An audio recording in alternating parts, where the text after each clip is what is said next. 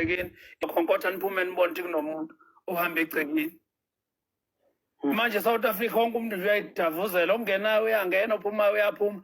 Bangathiwa iqiniso likhona, ngafuna kuqalwe phansi yonke into ngoba bathi befika abantu bangaphandle babe fraud system yala beba ne-home affairs yabo existayo.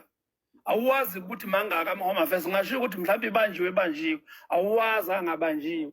Labantu bakwazi ukwenza amakhadi endlini asebhenki, labantu bakwazi ukuzenzela ama-passport, labantu bakwazi ayikho into abangakwazi ukuyenza. Sizophila kumuphi kumhlaba kusagcinwe labantu?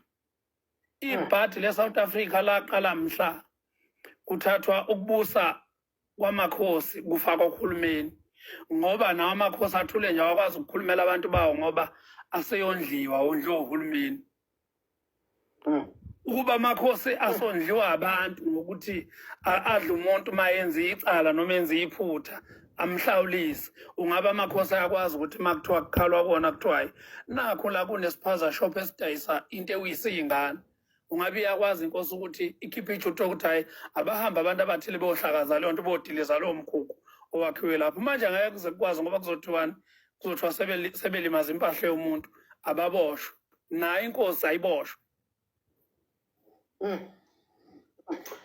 Sisendlezini nje futhi kunzima ukuthi singaphuma kuphinde kuyela ekuthenini, uyabona njengoba abantu bebaningi kangaka, wonke umuntu abantu abafuna ukusupport umuntu abangamvotelanga.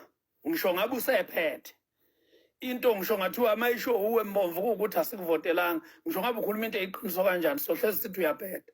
Ngeke size sivume ukuthi phela usu-appointiwe ukuthi siphathe, sicela usenzele lokhu nalokhu. Wena mawuthi usho leyo nto vele sizoyigxeka ngoba isho umuntu esingamvotelanga esithi asimfuni.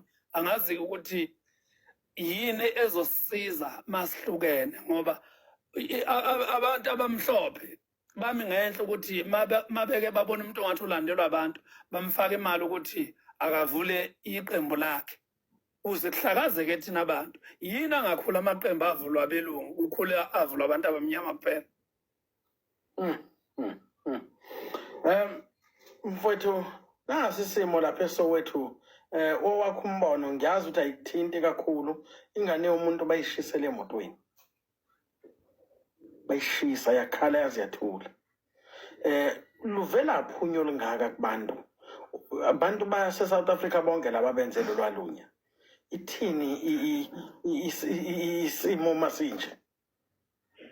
Ngike ngayibona izolo ntambama leyo nto, ipost omnye umfana ngambuza nje washo ukuthi hayi into uma ukhuluma ngale kuthiwa yenzeke ngazi noma mabonenge mall, Mabhonya mall eKogoli enjalo. Imbi le yanto lento eyenzakalayo ngoba isikhombisile ukuthi futhi vele ngeke sisakwazi ukubekezelelana singabantu. Ubuhlungu ke kunakho konke, imboni ilwa nabantu bama-Uber umhlaba wonke, kwi-South Africa yonke, not lapha esekunalesigameko kuphela. Nala eThekwini zikhona lezo nkinga. Namanje into engayisho ekuqaleni, o-Uber bayifikelanga, bafika nathi thina abantu bemboni. Sesihlulekile-ke manje ukuba controller, sesihlulekile ukuthi sincozisane nabo ngoba phela yithini esawuvumayo ukuthi akube khona u-Uber. Manje sesibone ngathi abantu laba bahamba ngo-Uber bathatha umsebenzi wethu. Abawuthathile umsebenzi wethu abantu bama-Uber, banikwa yithina.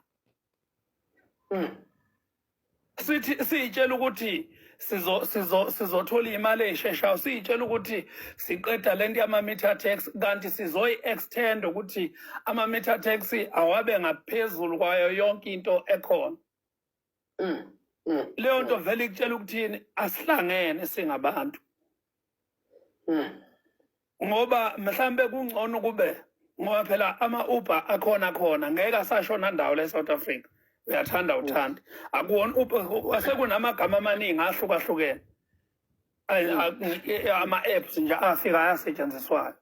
Yini singahlali nabo phansi abantu bama-Uber singabantu bembona ukuthi cha, nansi imithetho ekufuna nisebenze ngayo, mhlambe uright ukuthi singakubona ulayishe mhlambe abantu ababili, not ukuthi kugcine sekuba nabantu mhlambe kuthiwa bawu-7 kwi-7 seat ngoba lokho sekukhomba ukuthini usuyalayisha usuyarenka nawe usuhamba nje nabantu kube ne-agreement nabo bangashayeki kakhulu nathi thina esinamakhumbi singashayeki kakhulu sihlangabezane ngokubonisana uma kukhona le kufuna kuvunyelwane khona ngey'tafu kuvunyelwane ngey'tafu ukuthi cha kulungile asibe nazo iy'tafu ey'thathwa amakhumbi asibe nazo iy'tafu ey'thathwa ama-7 seat ngendlela ehlelekile kodwa le hayi mfowethu kusazobhubha umhlaba la ngoba ekugcineni kwakho konke uyabona namhlanje ngibone ngathi kushiswe ikhwantamu kusho ukuthi uyabona lapho sekulwani-ke manje sekuyimpi esiserious ukuthi kulwa ama-Uber namakhumbi uma ucabanga-ke lento izogcinaphi iyaphi la iyakhona uma ngabe sithi ubuholi buthule bungakhulumi buthulela ukuthi bulinde ukuthi bukhulume mase kufe bani uhulumeni yena uma engayixazululi lento ngoba phela uhulumeni uyena onamandla okuyixazulula yonke lento uhulumeni engakwazi ukuthi uhulumeni uma ukuthi ukuba khona kwama-Uber kwaba yinto e-wrong uhulumeni phela une-right yokuthi engayisishofa leyo app kuqalwe phansi yonke into uma kuwukuthi amakhumbi iwona wrong une-right futhi ukuthi angihlale wavala ukuthi njengoba awavala ukuthi angathola ama-permit yini ahluleke ukuvala okunye yini akwazi ukuvala okunye Hey wakhuluma mfowethu futhi ukhuluma iqiniso lilodwa ukuthi uyedwa umuntu onesixazululo makuthuli yena uthi akwenzakaleni ulindeni mfowethu mina ngangitshela ukuthi makuthiwa sekuzoba nohulumeni okubambisana ukhona ngempela umehluko ozoba khona mina ngiyibona kuyifanela nje sisahlele khona exhaphozini besihleli kulona angifuna ukuqamba amanga ngoba nokhulumayo ukhuluma ehleli phansi akekho okhuluma eyaphambili manje uyabona ngathiwa wena Mbomvu ukhuluma into ezonyakazisa abantu funa wazi ukuthi after leyo nto kodwa kuzothiwa boshwa ngoba kuzothiwa usudla msusi violence emphakathini akubuyeki ukuthi le violence oyisusa emphakathini ibisiza bani bilimaza abantu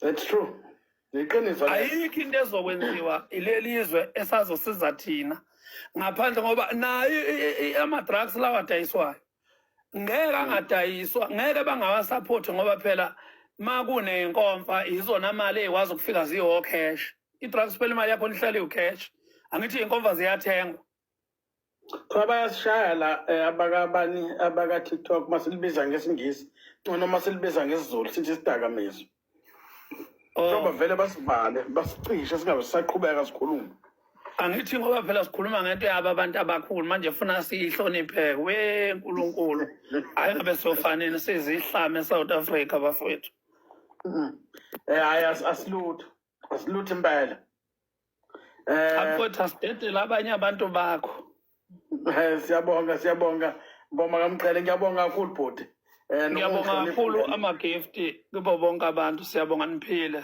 soqhubeka sihlalela kwi-comment section silalela siyabonga